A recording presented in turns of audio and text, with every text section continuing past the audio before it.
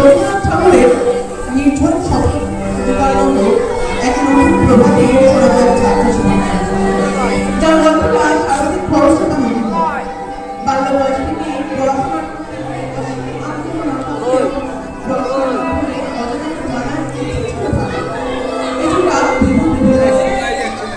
ছোটবেলা তার মা মারা যাওয়া বাবার কাছে সব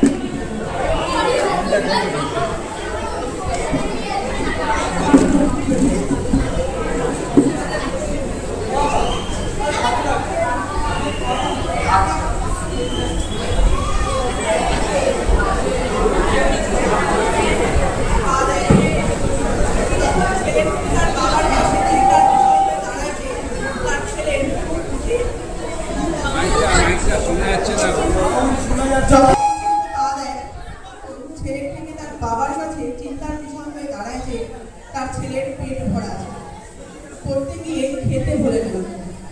ছেলেটি নবম থেকে দশম শ্রেণীতে ওঠার সময় মুখটা কাঁচু মাচু করেছিল, না ফেলে নয়, দ্বিতীয় স্থান অধিকার করেছিল।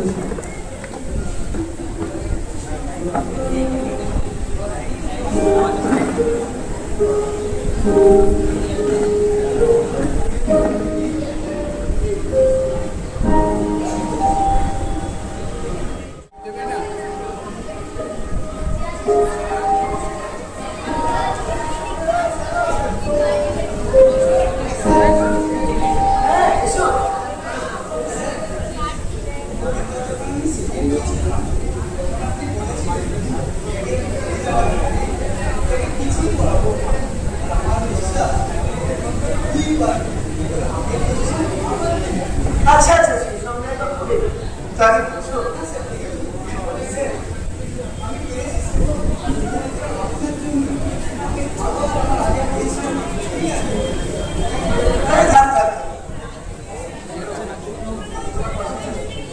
এটা কাজ করছে না সুজয়, এই শোনো শোনো ওর এটা কাজ করছে সামনে থেকে স্কুলে বাথরুমে পরীক্ষা আছে আমাদের স্কুল কিন্তু একমাত্র ভালো করে বসে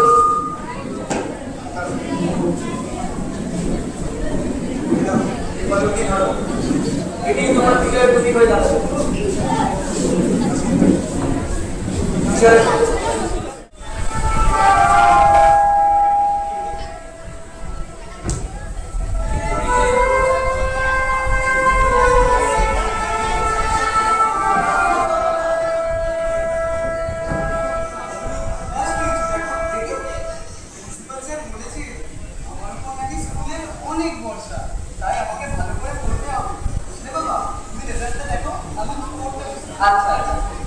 এটি শুধুমাত্র ছেলেটির পরীক্ষার ফলাফল নয়, এনার মতো প্রত্যেকটি আদর্শ বাবার কৃতিত্বটা কিন্তু থেকেই যায়।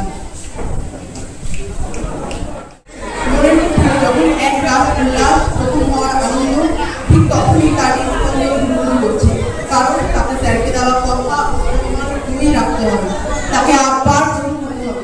ছেলেটির মগজে শুধু একটা কথাই মূল মত পরীক্ষার মতো দাগ কাটছে, সে যেন স্যারকে দেওয়ার প্রতিশ্রুতি বজায় রাখতে পারে। তার জন্য দুগুণ চালন করবে সে, তার জীবনের পরিমিতিকে শীর্ষে এনে মন জয় করবে। কিবা দিন কিবা রাত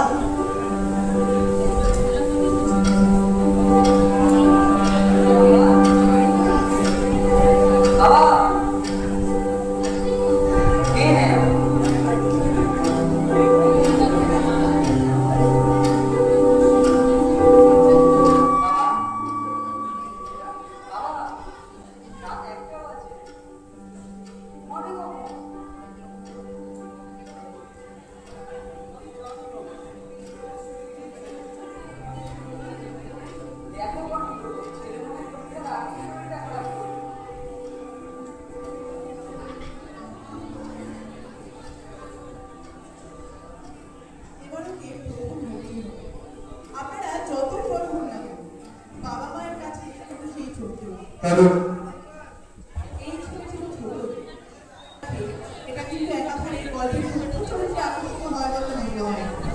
তার চোখ জুড়ে নিদ্রার অবকাশ, দিন যত পার হচ্ছিল পড়ার চাপ তত বাড়ছিল, পরীক্ষার দিন যত নিকটে আসছিল পড়ার ইচ্ছের প্রবণতা তত বেড়ে যাচ্ছিল। তার বইয়ের ঢোকার মতো লেগে পড়ে থাকতো। সব বই থেকে রাজা তোর কাপড় কোথায় এই বাক্যটি একটি বর্ণাঢ্য খুঁজছে। সব বই যেন একটা সমগ্র পরিণত হয়েছে। তাই সে তার বাবার কাছে করুণ আবেদন করেছিল এই কথাটি যেন বই সরস্বতী চলে যাবে এই কথাটা জেনেও না হয়, তাহলে পরীক্ষার খাতায় প্রিন্টের ছড়িয়ে দিয়ে কাজ দিতে হবে। এইভাবেই প্রযুক্তি অতিক্রম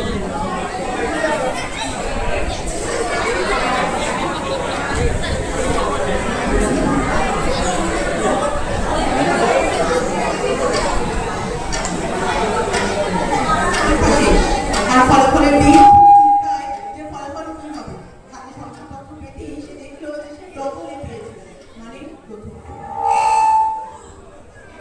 আর কি ছোট থেকে পড়া বিদ্যালয়ের নাম সে রাখতে পেরেছে রাখতে স্যারকে রাখ কথা।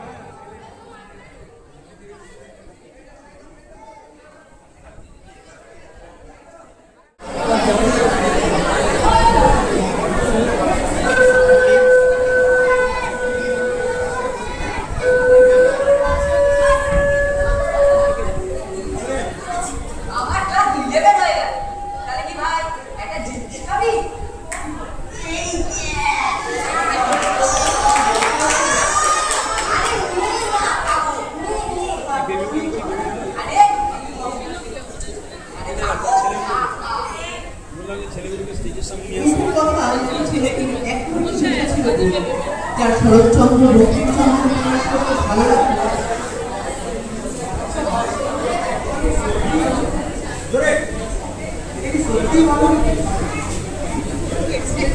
সে আজ ভালো তার কাছে এটা বেশ নতুন মনে হলো। আর বন্ধুর কাছে যখন একবার খেয়ে দেখাই যেতে পারে এই ভেবে এসে খেয়েই নিল। জিনিসটা তার মন্দ না হলো, বরঞ্চ ভালোই স্বাদ পেল। আর একদিনই তো খাবে, ভুলটা কি? এটা খেতে মিষ্টি না নোনতা বড় কথা হলেও বেশ বড়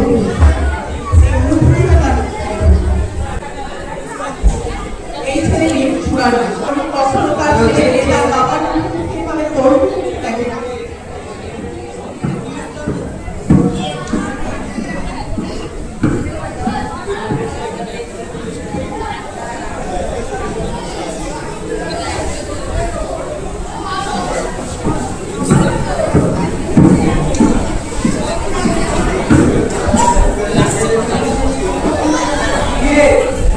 কটা বাজে?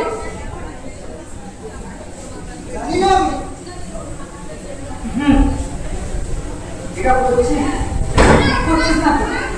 আমি যেটা করছি একদম ঠিক করছি।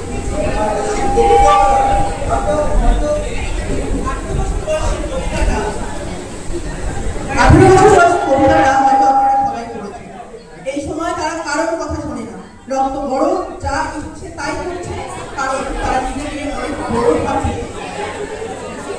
এক বছর অতিক্রান্ত হওয়ার পর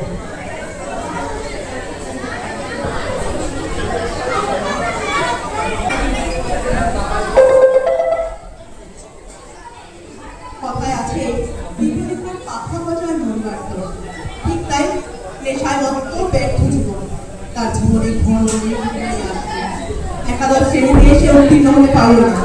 তার নিজের উপর ভরসা হচ্ছিল না যে কখনো প্রথম ছাড়া দ্বিতীয় হয়নি, একবার দ্বিতীয় হয়েছিল বলে ছিল সে আজ ফেলিয়ার। এটা কি আদৌ সম্ভব?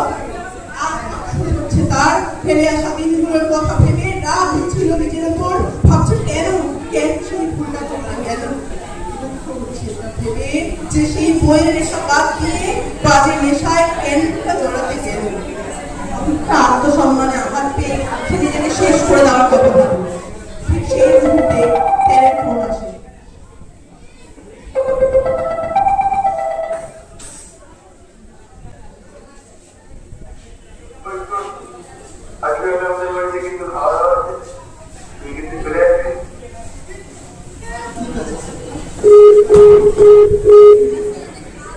যা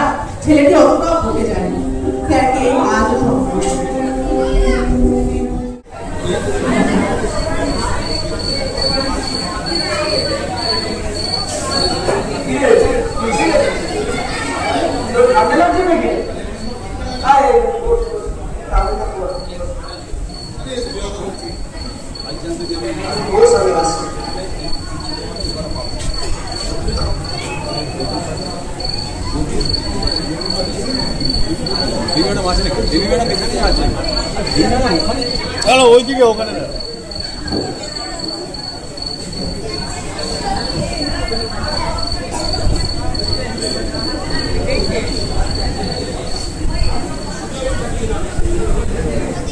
তার শুধু বারবার মনে হচ্ছিল যে সে ফেলিয়ার, আর একবার লড়াই করার ইচ্ছেটা কোথায় যেন হারিয়ে গেছে। তার স্যারের সামনে দাঁড়াতে এসে লজ্জিত। সে ভাবছিল হয়তো স্যার তাকে বকাঝকা করবে, কিন্তু না। আবার বলি একটা জিনিস এই যে কয়লাগুলো দেখতে পাচ্ছি, এই কয়লাগুলোকে জলের কয়লাগুলোকে আমি জ্বালিয়ে দিই। আচ্ছা, এই কয়লাগুলোকে যদি আমি কাঠের সাথে আবার রেখে দিই, কিন্তু আবার চলে যাবে, জলের উপচাও কি হবে, তাই তো?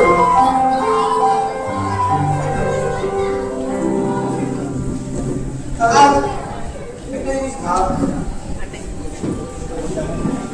এই কয়লাগুলো আবার চলে যাবে, ভেবে নেই না এই কয়লাগুলো আসলে কি? আমি তো পাশে আছি।